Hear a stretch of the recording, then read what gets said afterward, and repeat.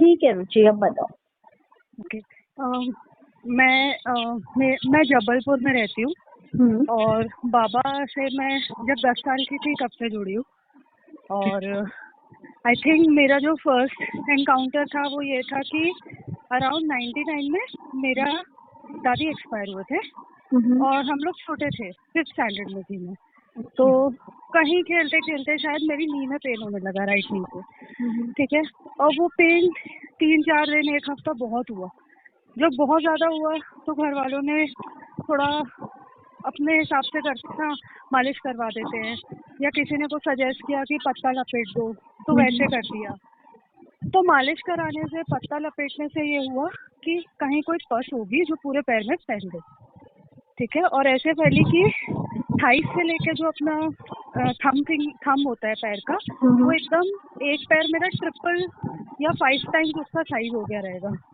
और एकदम रेड, हाँ, पस की वजह से, और एकदम हरा नीला दिख ही रहा था वो। और फिर किसी ने सजेस्ट किया कि भाई डॉक्टर के पास ले जाओ, पर वो डॉक्टर तकी रजा थे, बहुत अच्छे डॉक्टर है, पर वो शायद ऑस्ट्रेलिया गए थे किसी सर्जरी से, तो इनने और 4 दिन डिले किया और मैं अनकॉन्शियस पड़ी थी। मेरा इतना गंदा हाल हो गया था। फिर डॉक्टर आए, तो जैसे ही उनने सर्जरी करने के लिए इमरजेंसी में ब्लेड टच किया, मेरा पूरा पैर ऐसे फट गया और बहुत पस निकली, ठीक है। और बहुत बुरा हाल हुआ, मैं बहुत वीक हो गई थी, हॉस्पिटलाइज हुई। तो उस दौरान पे फिर डॉक्टर ने शायद मेरे घर वालों को बोला कि इसका पैर काटना पड़ेगा। अच्छा। तो बहुत घबरा गए ये लोग।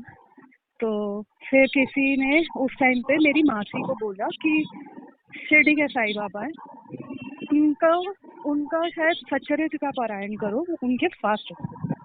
तो मेरी मासी ने चालू किया, बाबा की पूजा पाठ चालू करी, और देखते देखते देखते डॉक्टर ने बोला कि 15 दिन में, मतलब जब तक मैं डिस्चार्ज हो रही थी, ये प्रोग्रेस हुआ कि पैर तो नहीं काटना पड़ेगा, पर ये शायद कभी चल नहीं पाएगी, वो लकड़ी से चलना पड़ेगा इसको। तो इन लोगों ने बोला ठीक है। फिर मैं घर आई डिस्चार्ज होके, और मैं चल नहीं सकती थी 1 साल। तो हर महीने की 13 तारीख को मेरा एक्सरे होता था, और एक्सरे करवाने से पहले मुझे साईं बाबा मंदिर ले जाते थे। तो मुझे ऐसे गोद में उठा के ले जाना पड़ता था हर जगह। तो एक दिन मेरे मामा ने बोला कि तुमको ठीक होना है? तो मैं कहा हाँ होना है। तो उन्होंने कहा ओम श्री साई नाथाय नमः बोलती जाया करो। मैंने कोई क्वेश्चन नहीं किया, कुछ पूछा भी नहीं कौन है क्या है, कोई डाउट भी नहीं आया, बस बोलना चालू कर दिया। और मैं बोलती जा रही हूँ, बोलती जाती थी और बस बोलती जाती थी, ठीक। बोलते बोलते बोलते वो बाबा से एक कनेक्शन बन गया। और मैं हार्डली 10-11 साल की थी, और मैं खेलने नहीं जा पाती थी, तो मोस्टली अकेली बैठती थी घर पे। तो ऐसे बाबा की एक बहुत बड़ी पोर्ट्रेट है ब्यूटीफुल सी घर में, कभी उससे, कभी ऐसे ही बाबा को इमेजिन करके बात करती थी।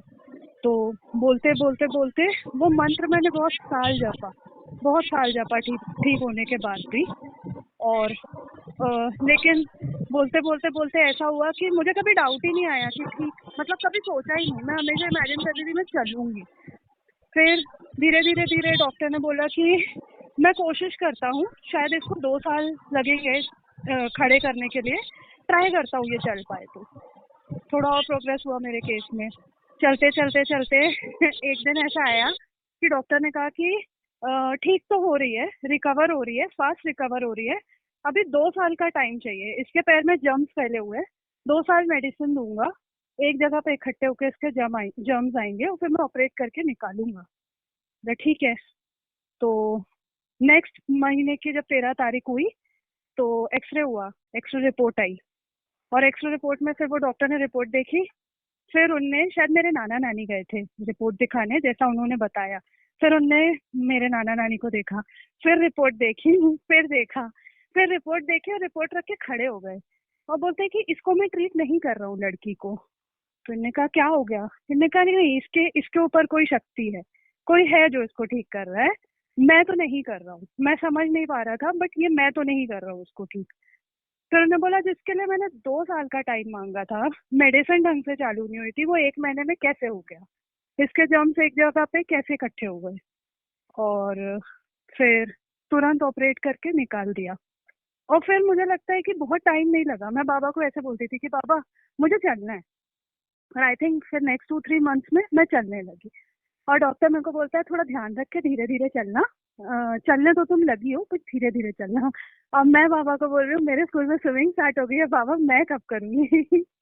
तो फिर वहां पे बाबा का ऐसा हुआ कि नेक्स्ट एक्सरे में डॉक्टर ने बोला कि हाँ तुम स्विमिंग भी कर सकती हो। मतलब वो एक बहुत बड़ा स्टार्टिंग पॉइंट था जब बाबा लाइफ में एंटर हुए।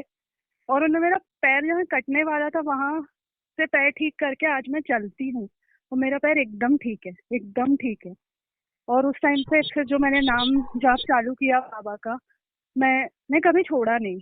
और उसकी वजह से बहुत इंटरनल ट्रांसफॉर्मेशंस भी मैंने देखे, जैसे बहुत शांत हो जाता है मन, कुछ भी होए आप एकदम रॉक सॉलिड होते हो, आपको कुछ फर्क नहीं पड़ता। और ये मुझे तब समझ में आया कि बाबा के नाम की शक्ति थी जब मैंने उनका नाम लेना छोड़ा एक बार। सड़ी सी कोई प्रॉब्लम होती थी और एकदम भयानक दुख, तब समझ में आया कि वो बाबा का नाम था जिसकी वजह से मैं एकदम अलाइन हो गई थी। ऐसे एक दो मतलब काफी एक्सपीरियंस है, बट बताऊं क्या, एक दो और बोलूं क्या? बिल्कुल बिल्कुल, बहुत प्यारा अनुभव है आपका ये, सच में। बहुत सुंदर है, सही बात है। फिर मैं मुंबई बड़ी हुई, मुंबई गई जॉब के लिए। अच्छा था सब। फिर एक टाइम ऐसा आया जब मेरा जॉब छूट गया, और मैं रहती थी मेरे मामा जी के घर पे। और कुछ महीने मेरे पास जॉब नहीं था, पैसे नहीं थे, उतनी अच्छी हालत नहीं थी। तो अ, मैं वैसे ही बाबा का नाम लेती थी, बाबा से बात करती रहती थी, करती रहती थी। तो एक दिन मुझे बहुत फ्रस्ट्रेशन हुआ, तो मैंने मतलब मामा का घर पे एक से ऊपर उनने एक रैक लगाया है जिसमें सारे भगवान जी हैं, और इसे चढ़ के चलाना पड़ता, तो मैंने स्टूल रखा। और शायद दोपहर का टाइम था और कोई भी नहीं था, सोसाइटी में भी ऐसे किसी को अलाउ नहीं करते, घर में भी कोई नहीं था। और चढ़ के बाबा का फोटो ढूंढा और बाबा को डांटा। मैं कहा आपको सुनाई पड़ता है कि नहीं? मतलब ठीक है भाई, अभी तुम जॉब नहीं कर पा रहे हो, कोई बात नहीं, पर कम से कम इंसान रिस्पॉन्ड तो करे कि लड़की याद करती है। और लिटरली ऐसे ही डांटा था कि लड़की याद करती है, हूँ मैं तुम्हारे साथ, नहीं हूँ मैं तुम्हारे साथ, मैं हवा में बात करती रहती हूँ, आप सुनते भी नहीं हो। बस मैंने इतना बोला था। और मतलब किसी ने डोर पे नॉक की, तो मैंने जाके डोर खोला। डोर खोला तो अब मुझे फेस तो याद नहीं है, पर एक साधु बाबा खड़े थे। ठीक है, उनने ऑरेंज कलर का कुछ रोब पहना था, उनके पास एक झोला था। उनने उसमें से एक बुक निकाली, बुक खोली तो उसमें बाबा की फोटो थी। और उनने मेरे को देख के बोला कि मैं शिरडी जा रहा हूँ, कुछ बोलना है क्या बाबा को? तो मेरा बहुत ज्यादा दिमाग तो नहीं चला, और मैंने उनको भी यही बोला, बाबा को बोलना जो बोलना था इसने अभी बोल दिया है आपको, आप बस सुनो। तो उन्होंने कहा ठीक है। फिर मुझे जो थोड़ा बहुत देना था मैंने अपने हिसाब से दिया, और वो इतना ही होगा, वो चले गए। फिर फिर मैंने मतलब बाद में मेरे को क्लिक हुआ, मुझे लगा कि या तो बाबा ने कुछ मैसेंजर भेजा है कि मैं सुन रहा हूँ, क्योंकि उस मोमेंट पे जो कोई आया, और ठीक उसी मोमेंट पे वो मेरा फ्रस्ट्रेशन एकदम खत्म हो गया वो इंसिडेंट के बाद। और या तो वो बाबा खुद थे, बट ऐसा हुआ। फिर मैंने मामी को बताया शाम को कि मामी को नहीं, साधु बाबा आए थे अपने यहाँ। मामी कहती साधु बाबा कैसे आएंगे?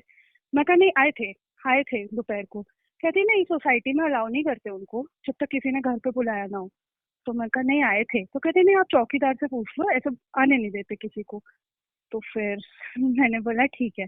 फिर हमने शायद नहीं पूछा। फिर ऐसा बहुत हुआ मेरे साथ। फिर एक पॉइंट पे जब मेरी जॉब लगी, मैं पवई शिफ्ट हुई। पवई शिफ्ट हुई मैं लड़कियों के घर पे, बट वहां मेरी गलती थी। मतलब शायद मुझे बहुत इंडिकेशन थे बाबा के कि तुम यहाँ शिफ्ट मत हो। और मेरा हमेशा, जहां भी मैं रही हूँ मुंबई में काम के लिए, एक हमेशा एक इंडिकेशन होता था, जहां भी मेरा फ्लैट होगा उसके 100 मीटर के अंदर भी नहीं कहो तो, या तो नीचे उतर के, या तो ठीक आंख के सामने बाबा का मंदिर होता ही होता है।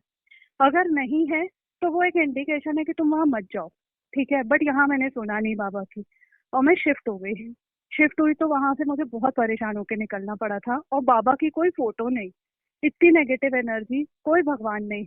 मैंने ऐसे रो रो के बाबा का एक प्रिंट निकाला फोटो का, बहुत रिक्वेस्ट करके उनको रखा। और मैंने बोला कि मुझे यहाँ से निकालो। मतलब मैं दोबारा नहीं करूंगी ऐसा, जहाँ रखोगे वहीं रहूंगी। उसके बाद फिर उनने मुझे एक घर पे शिफ्ट किया, और उसका इंडिकेशन ये था कि ठीक सोसाइटी के नीचे एक नीम का पेड़ था जिसमें बाबा की बहुत सुंदर पोर्ट्रेट पोर्ट्रेट थी।